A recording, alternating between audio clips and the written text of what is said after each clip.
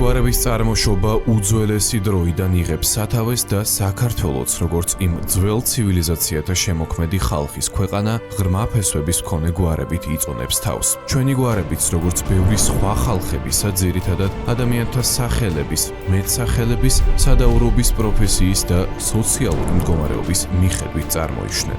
პირველი ნაშრომი ქართული გვარების წარმომავლობის შესახებ გამოჩენილ ქართულ მეცნიერსა და მწერალს ვახუშტი ბატონიშვილს ეკუთვნის.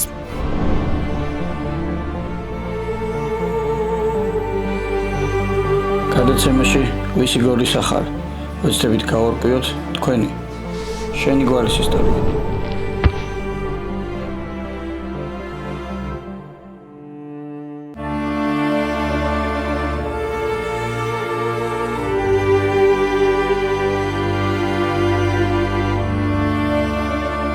გამარჯობა.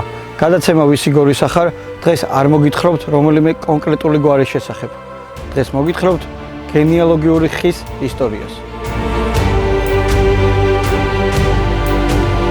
ბერძნული სიტყვა გენეალოგია აღნიშნავს საგვარეულო ხეს ან ნუსხას. გენეალოგია სპეციალური ან დამხმარე ისტორიული დისციპლინაა, რომელიც შეისწავლის საგვარეულოთა ისტორიას, ისტორიული გვარებისა და ცალკე პირთა წარმომავლობას, ავნეს ნათესაობით კავშირებს ბიოგრაფიის ფაქტებს და შეადგენს საგვარეულო ნუსხებს. იგი მჭიდროდ არის დაკავშირებული სხვა დამხმარე ისტორიულ დარგებთან, კერძოდ ჰერალდიკასთან, ეპიგრაფიკასთან, ქრონოლოგიასთან და სფრაგისტიკასთან. ძველი მსოფლიოს და ანტიკური პერიოდის მითიური გმირების, მეფეების, მმართველებისა და ყურუმების საგვარეულო ნუსხები, რომლებსაც ხშირად ლეგენდარული ხასიათი ჰქონდა, ჯერ კიდევ უძველეს დროში არსებობდა. გენეალოგიამ განსაკუთრებული მნიშვნელობა შეიძინა შუა საუკუნეებში, როდესაც ყალიბდებოდა ფეოდალურ წოდებათა პრივილეგიები. მე-15-მე-16 საუკუნეებში დასავლეთ ევროპაში გაჩნდა საგანგებო გენეალოგიური ცნობარები, რომლებშიც განთავსებული იყო საგვარეულოს სხვა შტოს წარმომადგენლები.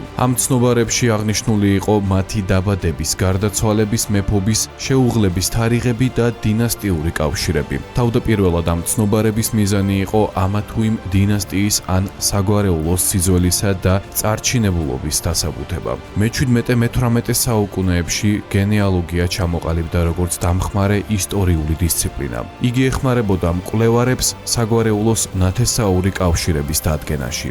საქართველოში პირველი ორიგინალური თხზულება, რომელშიც გენეალოგიური ხასიათის ცნობები იყო მოყვანილი, მე-11 საუკუნეში შეიქმნა. ეს არის ქართული სამეფო სახლის მემატიანე მსუმბა დავითის ძის თხზულება ცხოვრება და უწყება ბაგრატონიანთა. მე-14-მე-18 საუკუნეებში საქართველოს ცალკეულ ფეოდალურ მთავართა და ერისთავთა სახლებს ჩვევად ჰქონდათ საკუთარი საგვარეულო მატიანეების შედგენა. ასეთია მაგალითად ქსნის ერისთავთა ქრონიკა, ან სამცხის ათაბაგების მესხური დავითნის ქრონიკა. ასევე არსებობდა სხვა საგვარეულო ქრონიკები და მატიანეები, რომლებიც მრავალრიცხოვან მასალას შეიცავენ ამა თუ იმ წარჩინებულთა გვარების გენეალოგიის შესახებ. საქართველოში ბაგრატიონთა დინასტიის გენეალოგიის შედგენის პირველი ცდა ეკუთვნის ვახტანგ მე-16-ს, ჯანიშინობის პერიოდში, კერძოდ 1703-1712 წლებში. აღნიშნული გენეალოგიური ხე, რომელიც 1945 წელს მკვლევარმა თორნიკე ჭყონიამ აღმოაჩინა,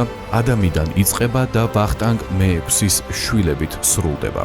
საქართველოში გენეალოგიური საკითხების მეცნიერულ შესწავლას საფუძველი ჩაუყარეს აკადემიკოსებმა მარი ბროსემ, ექვთიმე თაყაიშვილმა, ივანე ჯავახიშვილმა და სარგის კაკაბაძემ. მე-19-მე-20 საუკუნეებში ამ საკითხებს მეცნიერული ნაშრომები მიუძღნეს მკვლევარებმა თედო ჟორდანიამ, ნიკო ბერძენიშვილმა, ელენე მეტრეველმა, ჯუმბერ ოდიშელმა, მიხეილ ქავთარიამ, მზია სურგულაძემ, დავით ნინიძემ, იოსებ ბიჭიკაშვილმა და სხვა მეცნიერებმა.